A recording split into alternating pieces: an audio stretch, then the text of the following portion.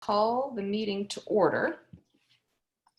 Do I have a motion to adopt the agenda? David, so move. Second, Debbie. Thank you, Debbie. Second for Debbie. All in favor? Aye. Any opposed? Do I have a motion for the AP expenses? I'd like to move, and I'd like to make this a consent agenda that we cover both items 1 and 2 together. This is just a flow through. AP board has already approved this, and ours is just to ratify. So I'd like to make this a consent agenda and move approval on both action items. Do I have a second? I'll second Brian. Second for Brian. Discussion? All in favor? Aye. Aye. Any opposed? So for the record, that would be 7 yeses. I know it's hard to hear voice. I think there's 6 yeses because I haven't seen Mary Ann yet unless she popped in. Sorry, my apologies. I'm sorry, It's okay. I was just muted. I think I'm unmuted now. I do just want to say thank you for getting this over and getting it on Friday's agenda. I know that the Artisan Park community has been waiting some time for this, so thank you. Any other comments? Perfect. Steve, it is all you for the management update. The management update was sent to the board yesterday, and it just kind of goes through our weekly routine for the last week. It's pretty standard as it's been throughout the past, and I know that you all want to spend some time this morning talking about lifestyle and programs for the summer. So any questions that the board has for me or the management team related to the report? One question I had for JR, I sent an email yesterday. JR participated in a reopen conference call. Maybe we're going to talk about it under G, or maybe we're not, but that's what I want to just hear JR's feedback as what was actually said. I've read different things, but I'd love to hear what was said generally. Yeah, I think it's appropriate, JR, if you want to just give a brief update of what took place during that meeting right now. Yep, no problem. They were actually supposed to have a executive committee summary to the governor today, but from my understanding last night, it's been delayed to the beginning of next week. Dana Young, who's the CEO of Visit Florida, facilitated the call.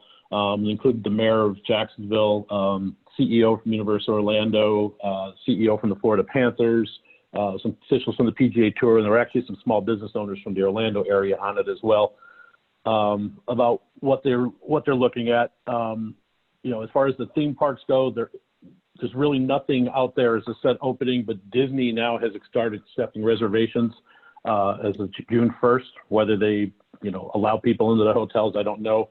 But both theme parks have talked about limited access, possibly only to Florida residents initially.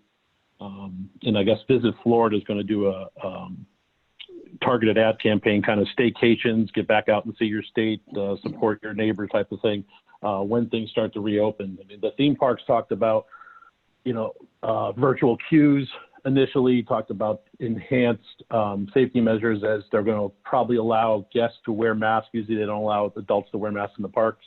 They'll allow guests to wear them. They'll probably have their cast members and team members wearing them initially. There'll be hand sanitizing stations around attractions, everything from wiping down after usage to what I said, the virtual queues, but then even when you get called to your virtual queues, it'll be divided up. They're using a model that Shanghai Disney is using now. There's actually, it's basically footprints with a big extra. It says, "Don't stand here." And basically you stand in between these blocks that are 6 feet apart. So that's something they may look at putting in here. The sports leagues have talked about starting back up in June, probably initially without spectators, but they are looking to do something in June. There's a possibility Major League Baseball may have played in Florida for the summer. That was one of the things that got tossed around a little bit. The Florida Panthers CEO talked about how it's a little more difficult for something like the sporting events because people tend to come because an event starts at 7 o'clock, so people show up right before 7 o'clock.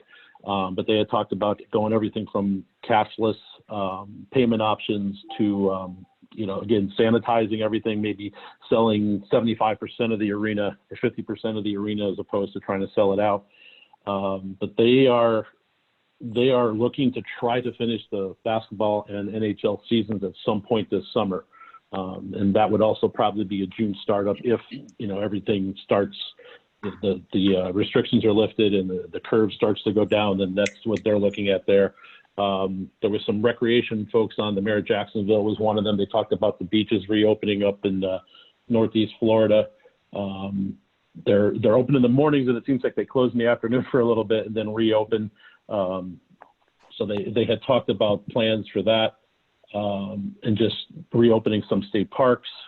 And it's basically going to come down to what the executive committee presents to Governor DeSantis. Like I said, that was supposed to happen this morning, but now I found out I think it's going to be Monday or Tuesday before they meet. All right, JR, I got two specific questions.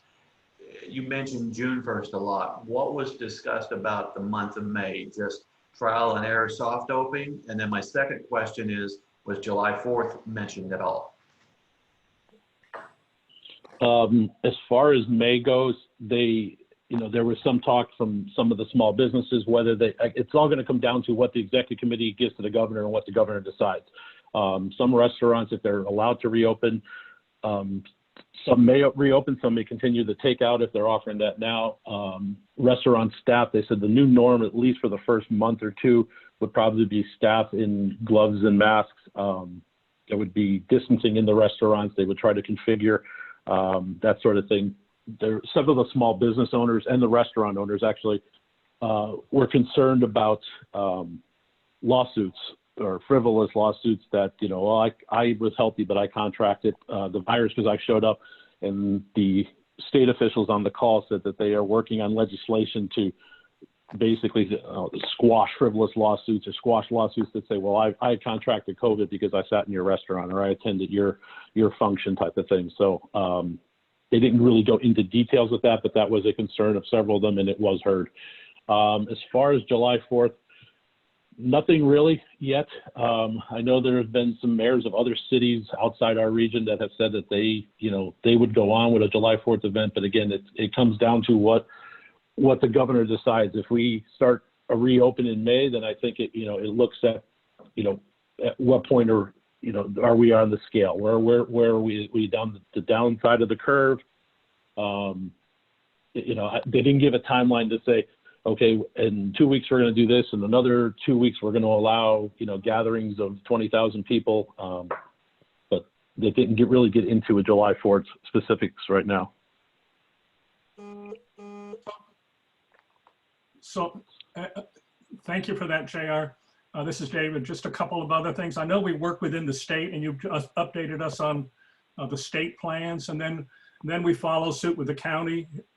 You've also identified part of the state discussion, and you talk about the theme parks facility. The translation to us as an HOA is our facilities, our sporting events, and our lifestyle events.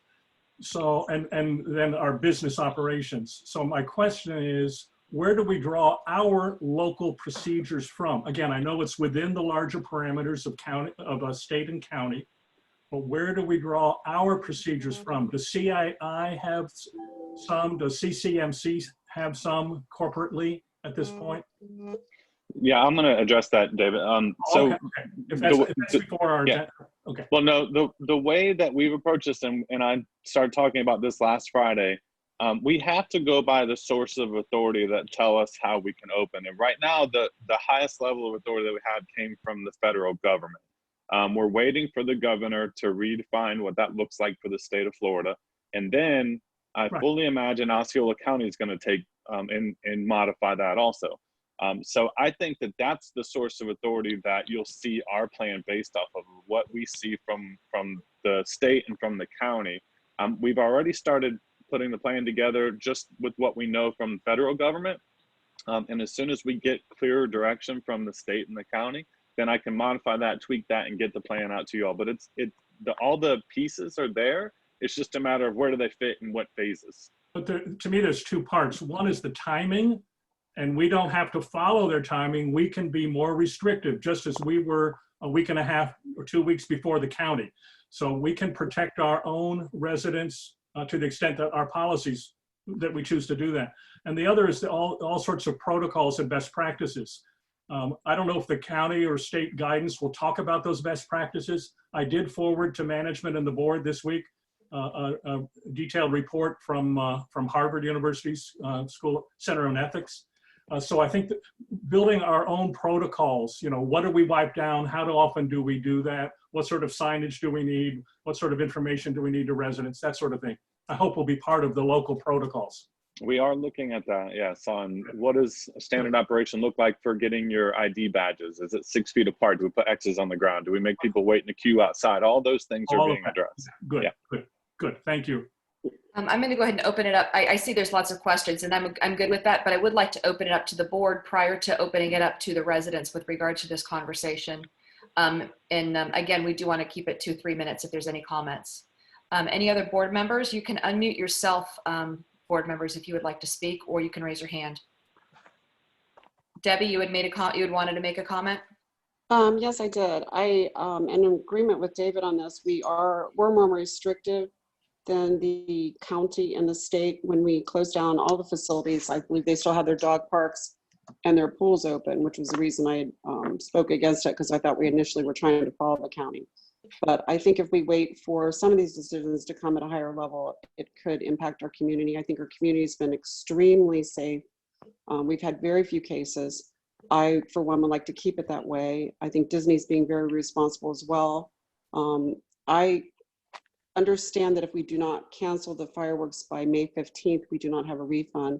I am in favor strongly of canceling that, not holding it for just Founders Day, because we have no idea what the fall is going to bring. This could be much longer go than we all expect, but I am in favor of canceling that. I do not see any way, shape, or form a July 4th gathering would be sensible or respectful of people that have gone through this and community members that are in fear. Thank you. Thank you, Debbie. Any other board members? Vanessa, Yeah, go real ahead, quick Steve. for the board, that is part of the next agenda item, to have the full discussion on what we're going to do with the future events. Got it. Good, yeah. How about if this, my guess is that people that would like to speak are probably going to want to speak on that. So do we want to open it up to JR first and then open it up to the board comments again? Before you do that, I did just want to add a couple other items that aren't lifestyle related, if that's okay, and then move into that agenda item completely. Okay, before we do that, is there anybody that wants to comment from the board with regards to what we discussed prior, or any other general comments before we move forward? I just want to keep it on task. Prior, I'm sorry, Vanessa, prior is in what? Can you clarify? Yeah, as in before we had the conversation about going into events and opening up and 4th of July and all that. Because we'll address all of those things. Probably more related to JR's update on the governor and the state phone call. Correct. No questions on that. I think, Vanessa, I think you're right. I think people are here to discuss that. And I'd like to open that up or let them know what their process is. Because I think for a lot of them, it may be a first time. It's a confusing call enough for me. So absolutely. People joining so know the process. Thank you.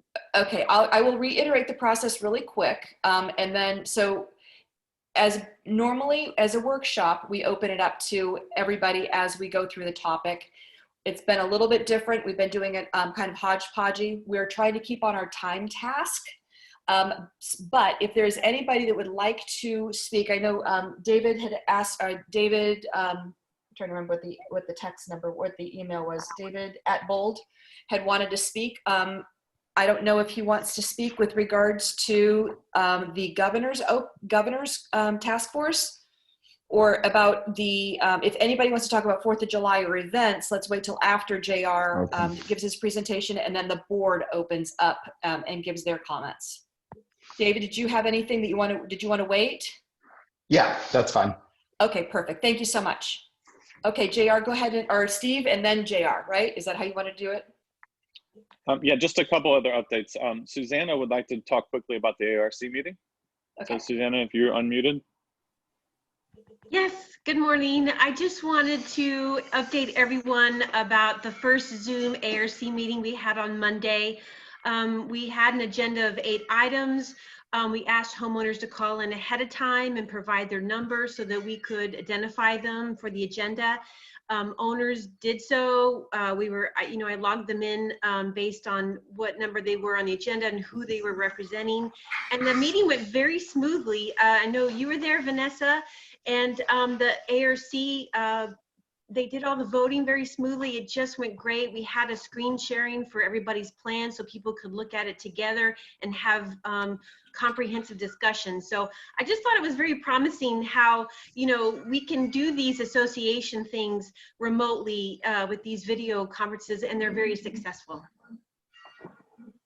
I would agree. It lacks the personal touch, but it certainly does the job. Yes. Okay, Vanessa, the other item I had is Tim Prescott, Service Area Manager, is getting ready to leave. He's got to go meet with some engineers. There was a report this morning of some roof leakage on the new roof at Blue Sage. So he's on his way out to meet with them right now. Are there any questions for service areas before Tim heads out to meet with the engineers? Board, anybody? I don't have any more details of what the leak is yet until Tim gets an opportunity to get out there and meet with them and find out what's going on with it. Okay. I hope they're bringing a Just send a tarp. message to everybody. Oh, sorry. Go ahead. I was going to say, just once you get some information, just send a message, just send an email out to the board. Yep. Go Yeah, ahead, we'll Debbie. go with the. Debbie, were you going to say something? Oh, no, I just said I hope they're bringing a tarp when they go to check out the roof. It looks kind of. Yeah, we'll go with best practices from the engineers and let the experts give us pointers in the right direction to make sure we fix it the way it needs to be fixed. I'm sure you will. Thank you. Yeah, thank you. Any other board comments, questions? No. Okay, thank you. Go ahead, Steve. What was the next thing you wanted to cover? And then just if there's any other general questions related to the management update, if not, we'll move into kind of JR going through this lifestyle plan. And then I'm sure there'll be lots of resident questions on that. Oh, okay, I got you. Sorry, I was just reading Laurel's text. Go ahead, I'm sorry. This is Kevin. I just have one question regarding the management update, Steve. Did mention, I don't know if I'm going to skip saying the employee name, but underneath admin business office, it mentions an individual working on projects, research for corporate and the attorney.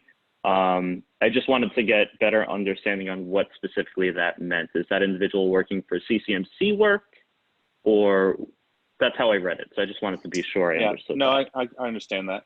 So that is a standard procedure for CROA, for this Residential Owners Association. That is for collections. And Susan, do you want to elaborate a little bit more about that?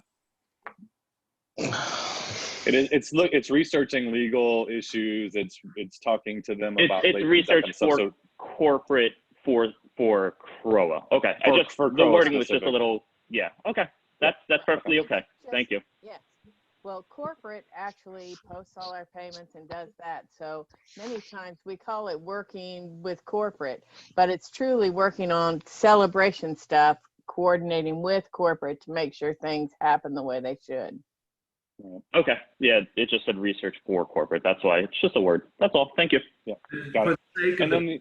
For the sake of the people on the call, all of the infrastructure for IT, all the accounting, everything is done in Arizona. So that's why anything financial wise, we're working with corporate in Arizona all the time. So just for people on the call. And then the last thing, Vanessa, just came to mind. I have the last executive director interview this morning at 11:30 after we're done with this call. And then I believe either 3 or 4 candidates will then be presented to the board of directors. So Vanessa, I know you had a conversation with Joe. Is there anything else you'd like to update with that? I sure will. Joe called me this morning prior to our meeting here to give me an update. Steve has one more update, one more candidate, which he just discussed. Right now we have 3. Probably Joe was very optimistic about having a total of 4 based upon the feedback that's been provided by everybody else that's done the interviews. HR, after Steve does his interview, HR is going to draft or get together a packet on each candidate and get it onto the board so that we can all review it. And then we'll go from there. He's hoping that sometime midweek he'll have the packet on everybody. As a board, we can probably put this on an agenda maybe for next week. We can discuss how we want to actually do the interviews once we get the candidate information, and actually discuss if we want to do Zoom interviews for everybody. So that's just something that as a board, we can determine how we want to handle the situation. And for clarification, the process has been, HR has done the initial vetting and screening and looking for qualifications for these positions. Those have then been given to Joe. He's done that second round of interviews. And then I've done the interviews after Joe has gone through them. So I'm the last round of interviews prior to them coming to the board. And then just the only other clarification on that is as the board packet, or as the packet of information gets disseminated to the board, again, that's all confidential information. All the personal information and all that will be on there about each individual candidate. So again, these have already been thoroughly vetted by CCMC. The CCMC, there was, remember that the executive director is ultimately a CCMC employee. So all of our efforts are not to do any research on the candidate, to do anything like that. It's all to be considered confidential, and everything needs to be disseminated through CCMC. Just a quick Vanessa, clarification. I have a question. Sure. I'm sorry. Can you repeat who is screening the initial applicants? It's human resources. Go ahead. Yeah, human resources through CCMC. They sent out the nationwide call, and then they went through all of the different applications, resumes, and then did initial screening and vetting. There's also comprehensive tests that need to be done. There's a Wonder Lake test. There's a iConnect test. There's some personality tests. There's a few different tests that they do. And then once they go through the interview process, actual Zoom or online interview process with the candidates from HR, the top quality candidates were then sent to Joe for the next round of interviews. And then after Joe vetted through them, he selected and sent the next round to me. And the packets will include all of the testing and all of that stuff too. So we will actually receive all that information. And Diana, I do see your hand up there, so I'll get you in a second when Debbie's done. But the personal information, Vanessa, may have to be redacted just because of HR laws and being CCMC employees. So Joe will communicate with you on that. Yeah, we talked about that. We just need to make sure that we handle that properly. Debbie, did you have any more follow-ups on that? Okay, so we're not seeing anything until they've screened through Joe Cook, is that correct? They've gone through HR, they've gone through Joe, they've gone through me, then you're seeing them. And then they go through you and then we see them. Okay, Correct. So we're just sort of more the rubber stamp, not really the committee that's choosing them? There's 3 or 4 candidates that will be brought to you and you'll select the final candidate. Okay. And out of those 3 or 4, CCMC will be happy to have any of those 4 as employees for our company. Okay. All set, Debbie? Thank you. Okay. Diana, you had a comment? You actually answered part of it, and you said that all of the results of the interviews, the testing, will be included in that packet. Will the interview questions that you asked in your interview guides be also included in that packet? I can certainly ask, yes. Okay. And then are we developing, is our plan to develop a set interview guide to use for all 4 candidates as a board? So we're having standardized interviews as much as possible with these 4 candidates, or 3, or whatever ends up coming our way. We can decide that next week how we want to handle that, Diana. We can that way we can, yeah, I think that's open to discussion, but I do agree we need to have something set so that we're asking focused questions to everybody. Okay, thank you. The level playing field for all. Yeah, exactly. Thank you, Diana. Any other comments from the board regarding the interviews or the candidates? Just going back to Steve's report, just thank you for the detail on that, Steve. Any other comments or questions with regards to the management update specifically? Perfect. Okay, we're good. All right, so the next agenda item then discusses the lifestyle events plans for the remainder of the year. And JR worked with his team and then with Dory, I believe, to get some final confirmation on the way that this plan was presented as the chair of the Special Events Committee. And he went through and looked at all the events between now and the end of the year. And he's kind of laid out a plan for you all. And I'm going to turn it over to JR and let him kind of walk you through this. Okay. Again, with May, we don't know where we're going to stand if things will be relaxed. I was assuming that they would not be relaxed to the point where we could do hold public functions like that again. So the May food truck would be canceled. We still had looked at doing the flag ceremony in some capacity if the veterans would like to do it. If the veterans chose not to, we understand. But perhaps doing a different type of setup where we're not cramming people under tents and chairs close by. I mean, we could set, it's a big area, it's a semicircle, and we could set people up in, 6-foot increments or however, if they wanted to proceed with that. So we're way back on a decision for that. The Aloha Summer event, the luau, we would probably look to move that to maybe August or later, some point later in the year. Just because we don't want to have to do something like that. Again, it's close-knit. We're going to have food served and everything for that. If possible, aloha means hello and goodbye. So hello, goodbye summer, hello school. If we look at an August event for that. June food truck, again, up in the air. If it's a week's notice, if that, to contact the food truck organizer. It's nothing more than sheriff's detail coverall. On average right now, we're saving about $614 per food truck event, but we're also losing about $1,100 in lost revenue from not having the event paid by our organizer and the vendors for the event. I guess July 4th is the big thing right now as far as what we're going to see here. I provided some options. We have a fireworks sponsor who is paying for the fireworks. The fireworks vendor had asked the sponsor and myself about an answer for the July 4th by May 15th or before, and it's just because of building the display and shipping it to their storage facilities in Florida. The fireworks sponsor has offered to still pay for the display and actually hold it over Founders Day weekend for CROA.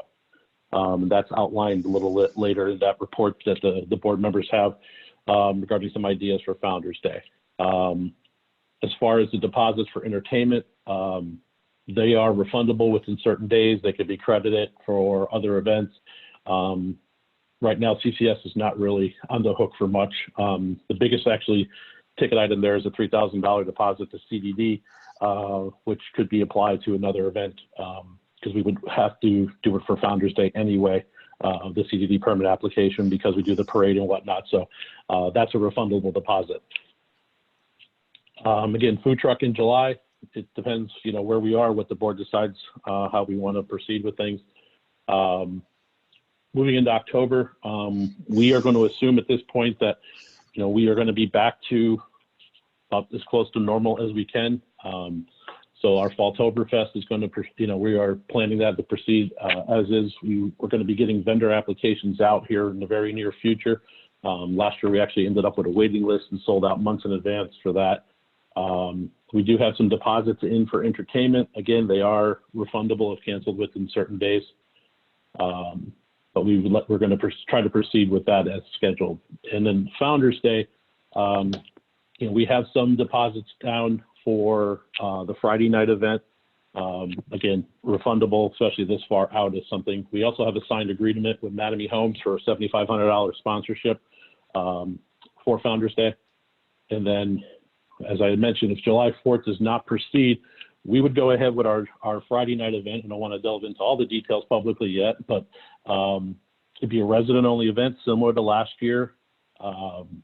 And then on Saturday, we would move forward with the parade, veteran ceremony at Founders Park. And then if we do not have July 4th, which, I mean, at this point, if I don't want to guess, but I would probably say it's leaning in the direction of no. But again, that's not my call. between the state and then the county and then the board. But we would look at doing what would normally be the 4th of July or similar to a 4th of July activities on Saturday afternoon and Saturday evening. The town center area, the restaurants would go out and vend. We would have entertainment. It would be resident viewing for the fireworks on the Great Lawn as we always do. And we would have the fireworks display that night. And then December events, we have a holiday concert scheduled and a holiday fest scheduled. Again, right now, as far as we're concerned, it's moving forward as planned. That's how we're approaching it. Thank you. And Vanessa, before you turn over the board, can I just add, I think as a recommendation from management, we don't know yet what the governor, JR had mentioned earlier that the executive summaries to the governor by Monday, hopefully early next week. We don't know where the county is yet, but we do know now that May 15th is kind of our date of having to make some sort of decision out of respect for the memo of understanding that we signed with Lexan as our partner to put on those fireworks. So I think we need to have some sort of decision either by next Friday or early part of the week before that. So it does give us some time to have some discussion today, think about it some more, wait to get some more information from the governor and from the county. But there are some alternatives here that JR has laid out in front of you. But I just want to reiterate, the firework money is not CCS or CROA money. It is all through a memo of understanding with Lexan as our partner to put on those fireworks. Thank you. Board, I will open it up for conversation to the board, and then once the board speaks, I'll go ahead and open it up to David and Laurel and anybody else that would like to speak, if that works. Board? This is Brian, then I'll talk. When we talk about the 4th of July, there's two things. There's the parade during the day, and there's the fireworks at night. So my curiosity is, if we're canceling one, then I think you got to cancel both. And if you have one, then you probably could have both. I've heard strenuous arguments that you can't have the 4th of July. I've heard arguments that you should have it because it would be a celebration, and even if you did it residents only and kept it with proper distancing, it could be a celebration towards the end of the event. So I have heard both arguments. I at least wanted to say that, but I want to make sure that we're thinking about both the evening events and the parade in the morning, because if you do it for health, then you got to be thinking about both. Thank you.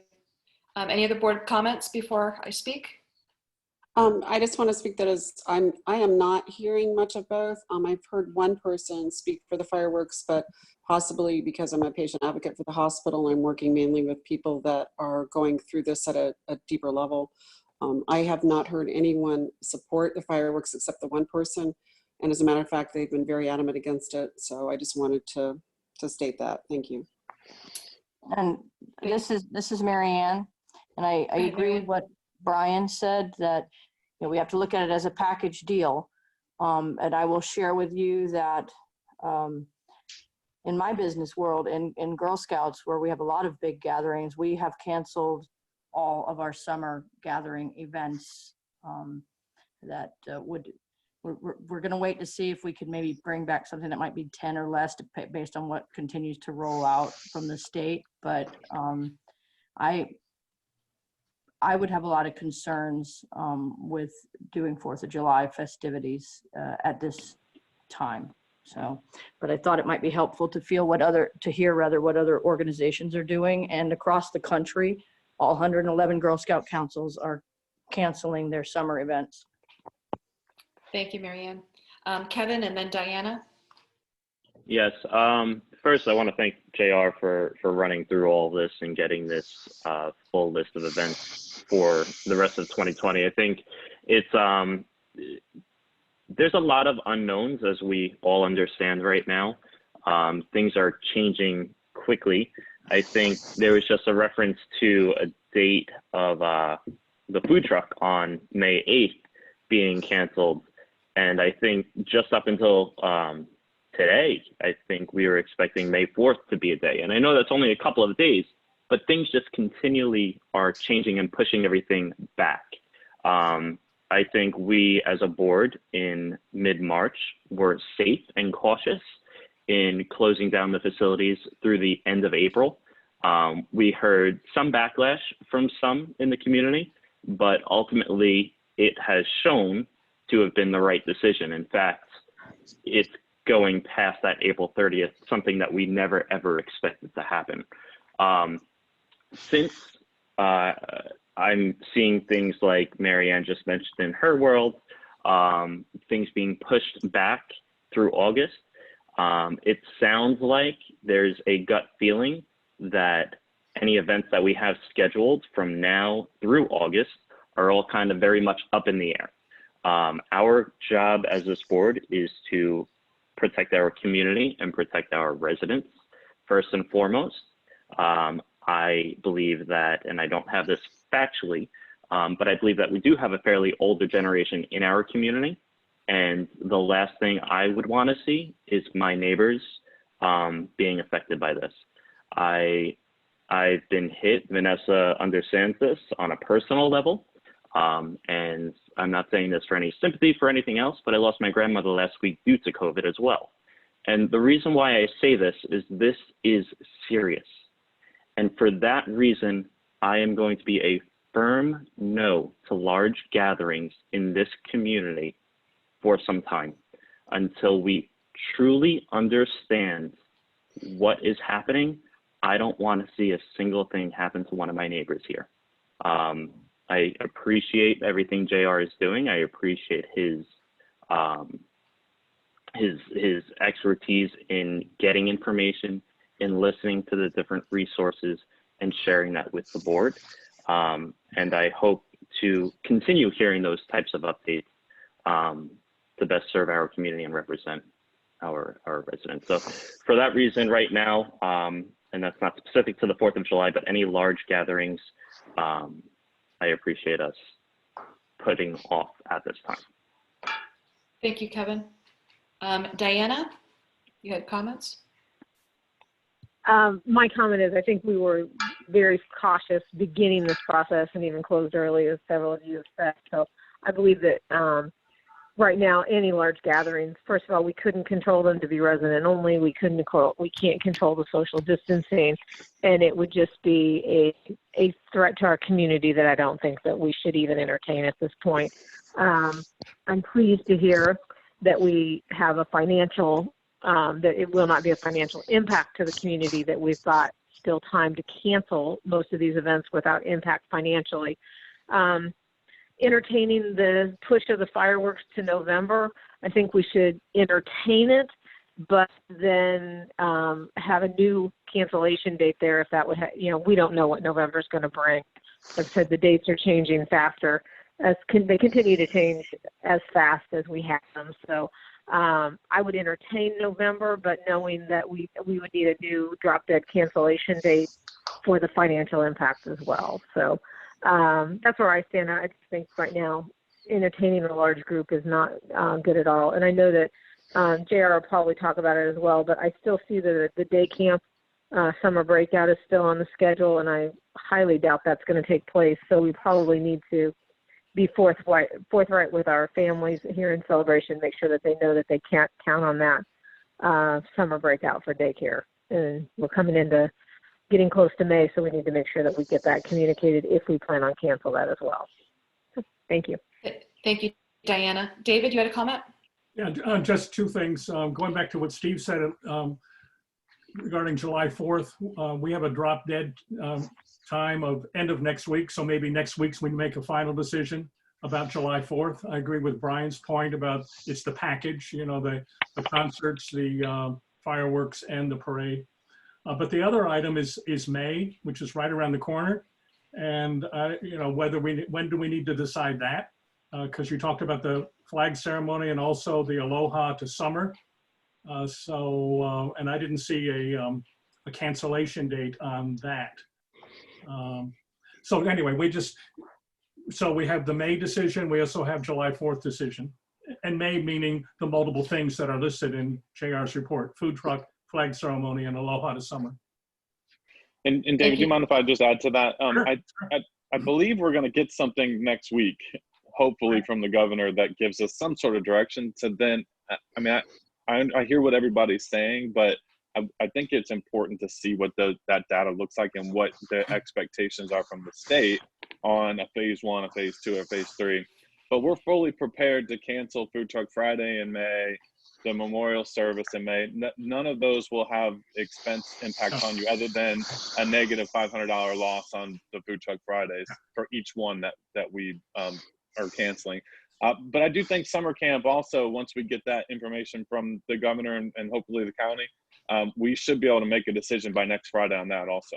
Yeah, but so I go back to my larger point from the earlier discussion. Those are outside parameters. We operate within those, meaning we can be more conservative, more safety oriented than those are.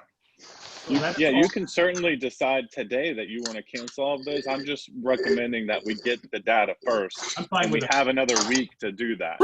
I'm fine with that and waiting until next Friday to decide on both of those, July 4th and May. Yeah, Steve, I think regardless of what the governor says, what I'm hearing from David and Kevin and possibly Diana, I don't want to speak for any of them, but definitely for myself, regardless of what the governor says, July 4th is completely off the table, in my opinion. And I would like to make the decision on the July 4th summer breakout and any contracts. I see that they're interviewing for counselors and everything else. I think all of that, we need to give some direction as soon as possible. And I think this Friday coming up would be the very last point I would want to make that call. So I would like to ask if we put that on the agenda for next Friday, if we can have consent. Susan's giving a thumbs up to that, and I would agree with you, Debbie. Next Friday would probably be a good date for us to have that decision made. Agree with that. We haven't heard Nikki's report yet. We haven't heard Nikki's report, and yeah, there's still a fair amount of things. I'll open up to Brian and Diana really quick, but I do want to speak just on my personal level too, because everybody I think has had a chance to talk other than myself. I totally agree with what has been said by the other board members. I think that it is our obligation to not get involved in the politics of it, because I think they're looking beyond what we need to be looking at.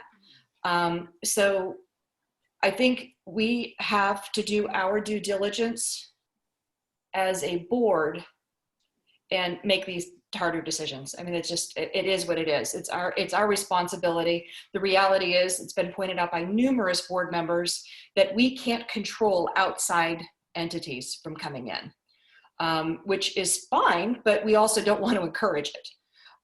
So I think we could put it on the board agenda for next week if you want to do an official yes or no vote.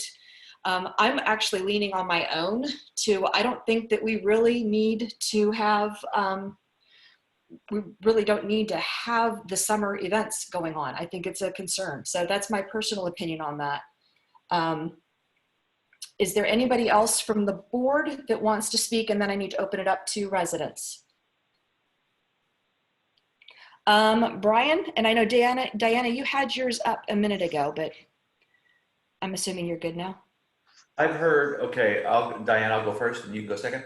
I've heard 5 or 6 firm no's on the 4th of July. So I don't think there's going to be a great debate about the 4th of July. You just talked about the whole summer.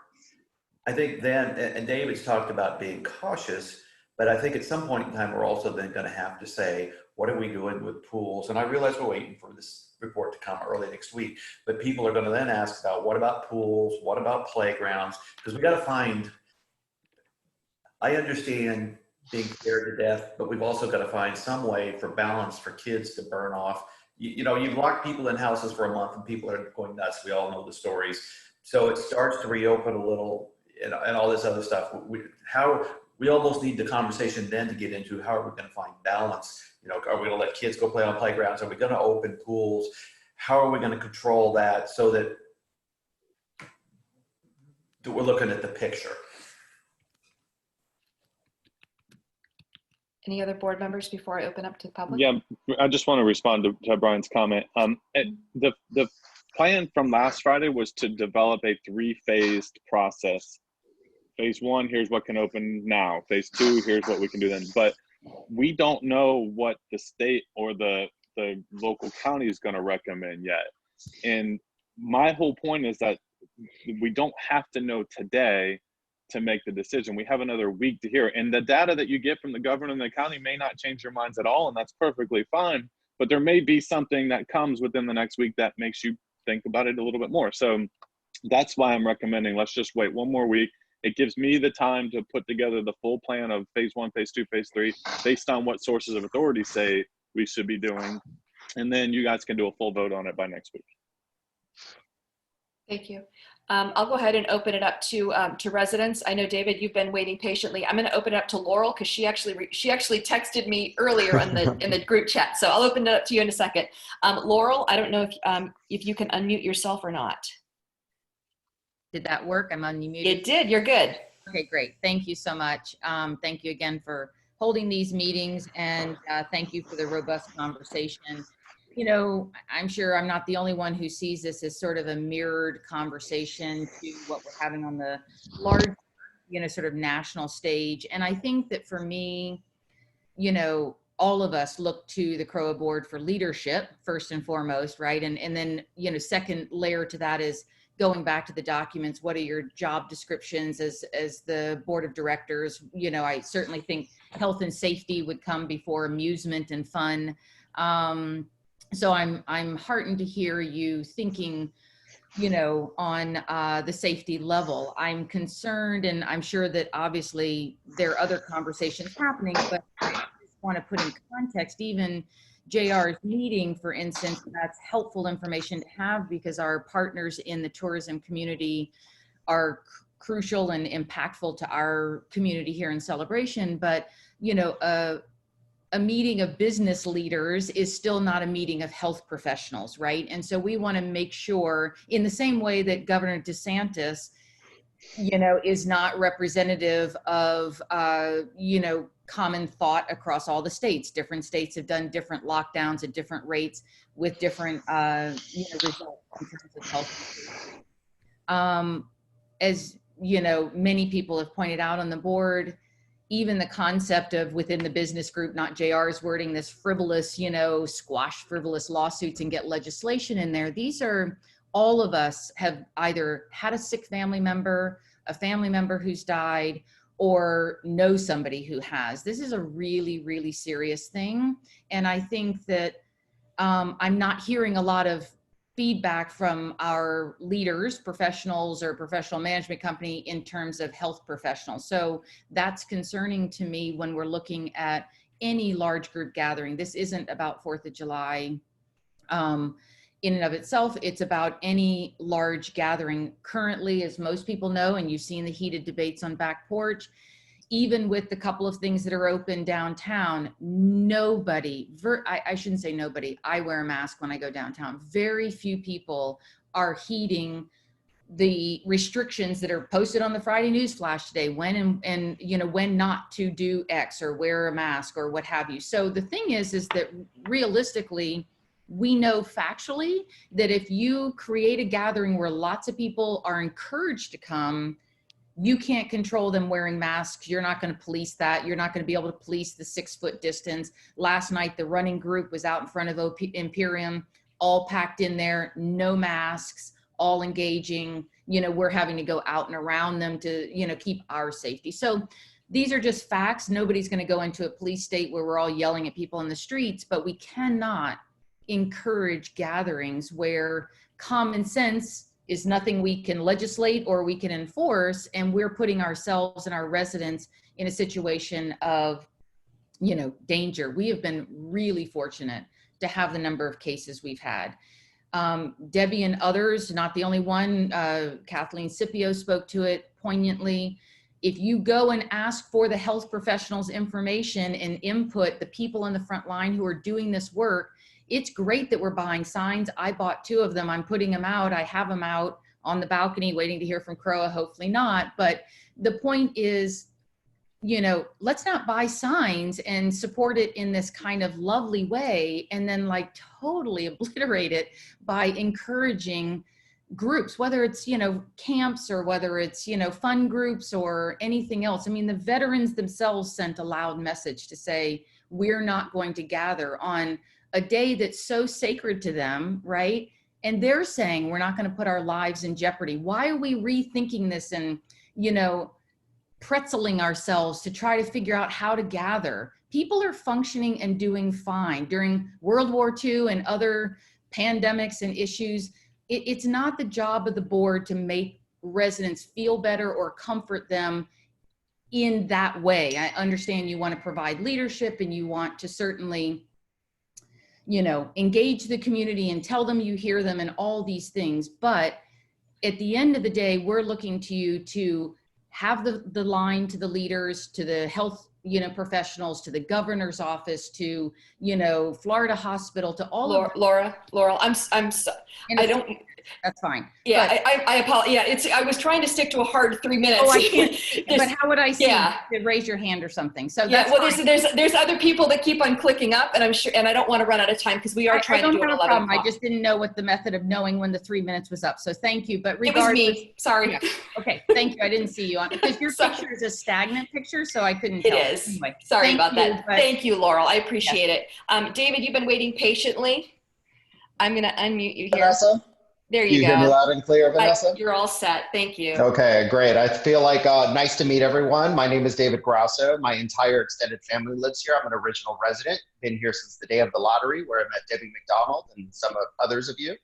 I think I don't need to tell all of you that you probably should be heeding this Center for Disease Control in the American Medical Association when you're trying to figure out smart public policy. I'm someone who has a degree from the most prestigious political school in the world, and I'm very hesitant to follow what electoral politicians say.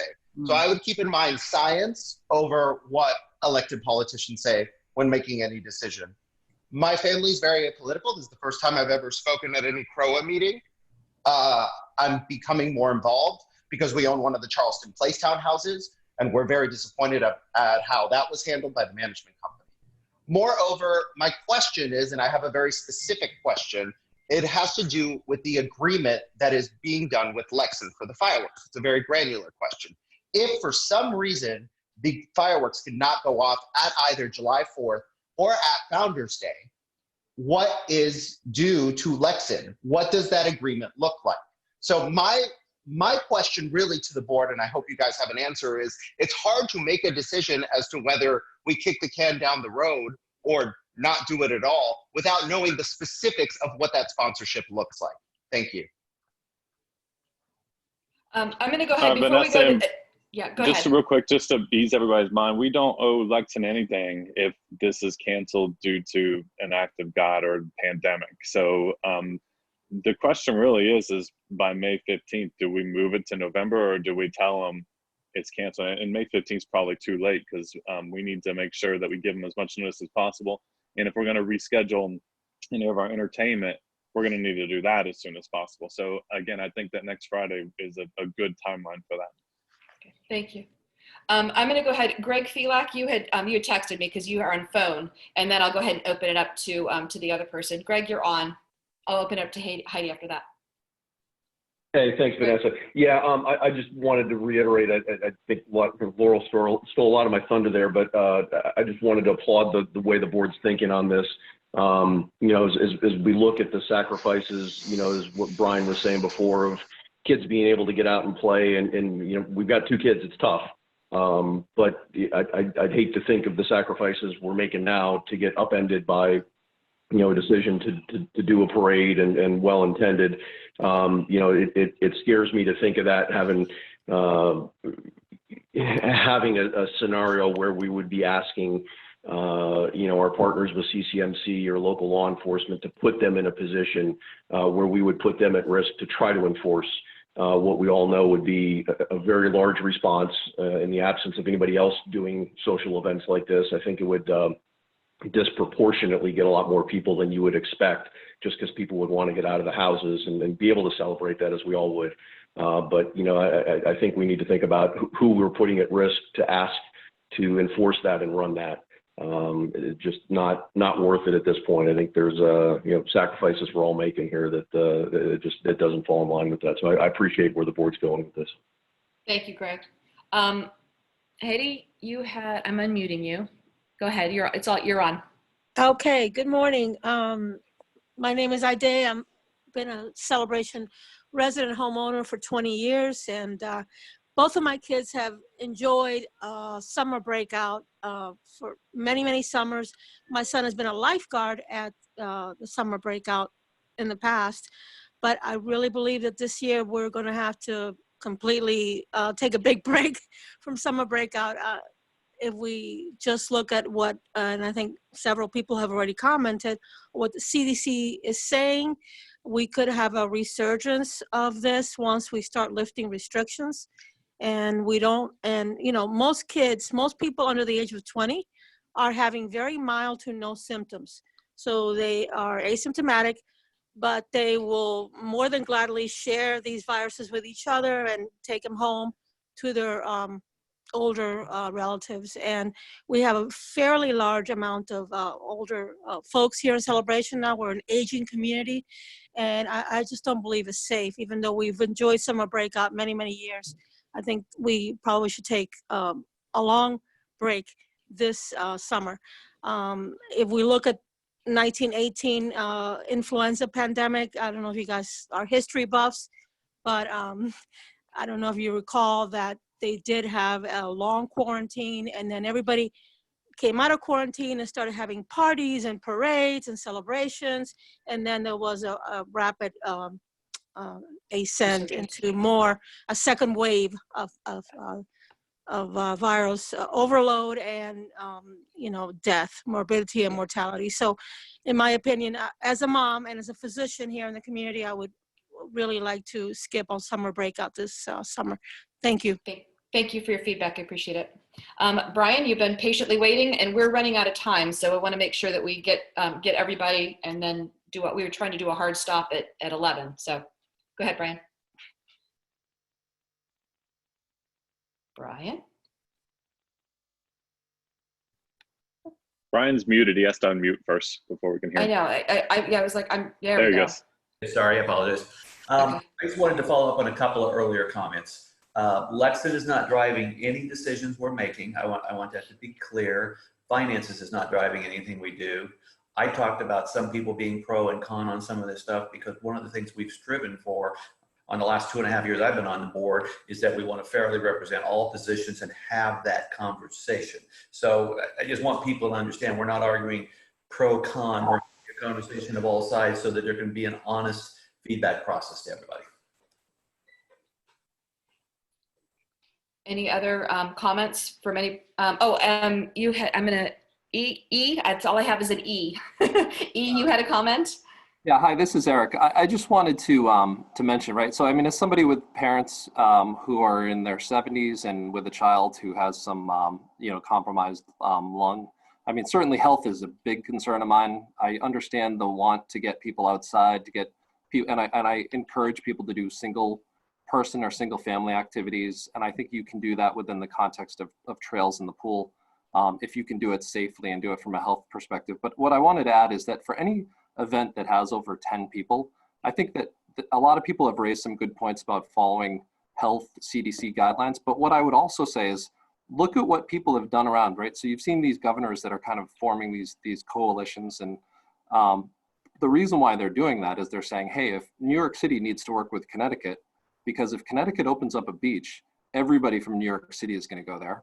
And the reason I bring that up is because I think that the same thing is going to happen with Celebration in Disney. Disney is not open. There's a lot of pent-up demand. And if you open up for any event, whether it's a car show or 4th of July or whatever, you are going to have thousands of people that go, oh, here's a place where we can go. We can't go to Disney. We're going to go to Celebration. And I know people have even called it things in the past, like mini Disney or local Disney or whatever. I really think that if Disney is not open, you really need to take the cue from them and say, we can't open until they do, because you're just going to get hordes of people coming in and saying, hey, here's my chance to go and get some recreation. I'm going to go do it, and I'm going to do it in Celebration. So any event that could have the potential for over 10 or 50 people, I mean, it's just would be irresponsible to even think about doing that in the near future, and probably for the rest of this year. Thank you. Thank you for that feedback. I appreciate it, Eric. Any other board members or any other residents that would like to speak up? You can, I might need some help. Kevin, go ahead.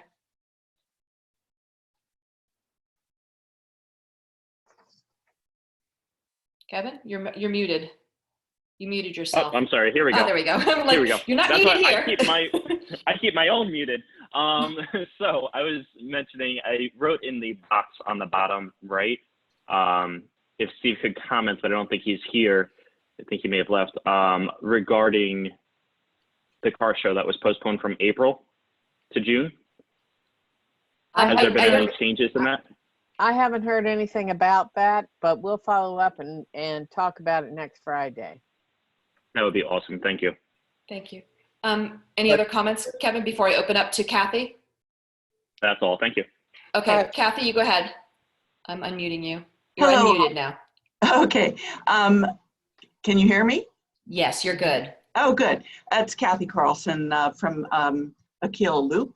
I'm calling because, as many of you know, I also do real estate here in Celebration. So I'm getting off the subject at hand. I hope that's appropriate. A quick question for Susanna McLeod, Community Standards and the board. I'm not sure the board is aware that we're still doing closings. We had 2 on Friday. We have 4 more coming up, which is good news because everybody that joins us pays a hello celebration fee. So I know that's important to us all, to the foundation, et cetera. However, my concern is we're having our title companies, when they're calling for what we call the estoppel, where people prorate what people owe going forward and going back and share it between buyers and sellers. Included in that estoppel is also a architectural compliance report that says if they need to paint their house, paint a dead bush or put in a new bush, power wash, etc. And what's happened is, if you already did this before I joined you, it concerns me because our new buyers coming from all over are having to sign what we call a hold harmless, meaning they may get a real jolt 3-4 months from now that you have to paint your house. And they're going to turn to all involved and say, why didn't we know this?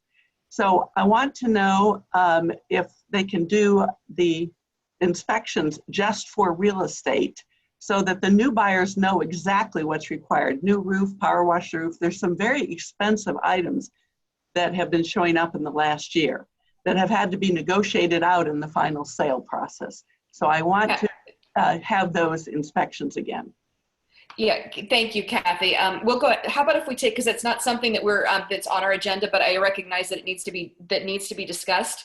How about if we take this this particular situation, how we can handle it offline with Susanna following the meeting, because we're trying to stick to our agenda. Got it. But I recognize that it's a very important issue, so let's see how we can figure and problem solve that. Is that reasonable?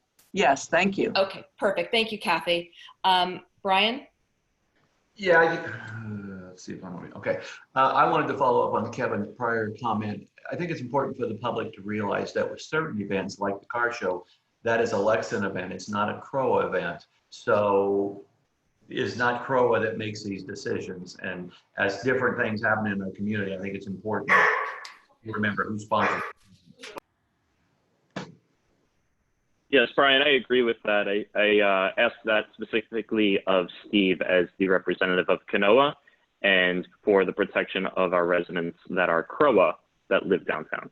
Okay, no, that's fine. I just wanted to clarify for people. That's good.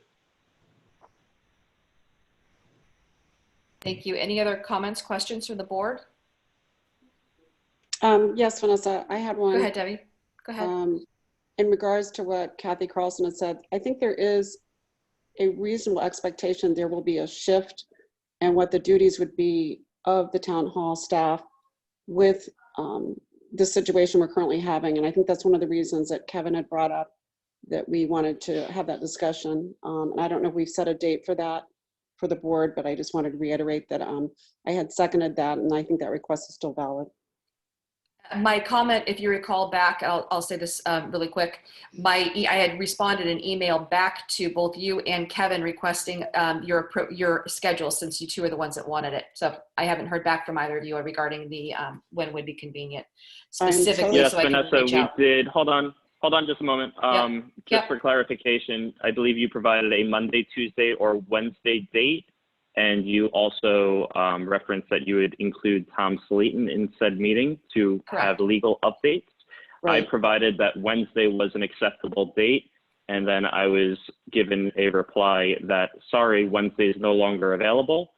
Monday or Tuesday are options. So with all being said, I believe a personnel executive session is very different from a legal executive session. I mentioned on the call on Wednesday that personnel is not a negative item. It is to ensure we are looking out for the best interest of those who make Celebration what it is, and how we are ensuring that those vendors are taken care of.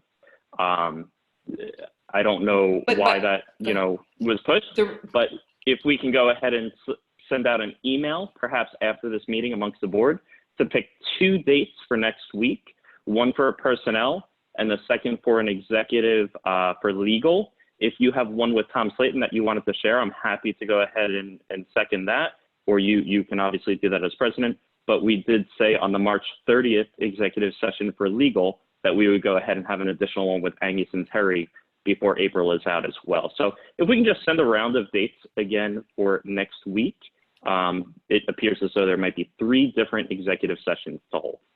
Okay. That'd be great. Thank you. And any other comments, questions from the board? Okay. I think we're good with, is there anything, Susan, that's on here for management update with anybody that needs to be discussed? Are we good to end the meeting? I think we're good. Okay. Anybody from the board, anything before we close up? Do I have a motion? Thank you all. Stay healthy. Do you have a motion to? I'll motion. So moved. Second. So Kevin motion and second from Debbie. Thank you, Debbie. Okay. All in favor? Aye. Aye. All done. Thank you all. I was excited to see all the residents. Hope to see you next week too. Thank you. Have a nice day. Thank You you. too. Bye-bye.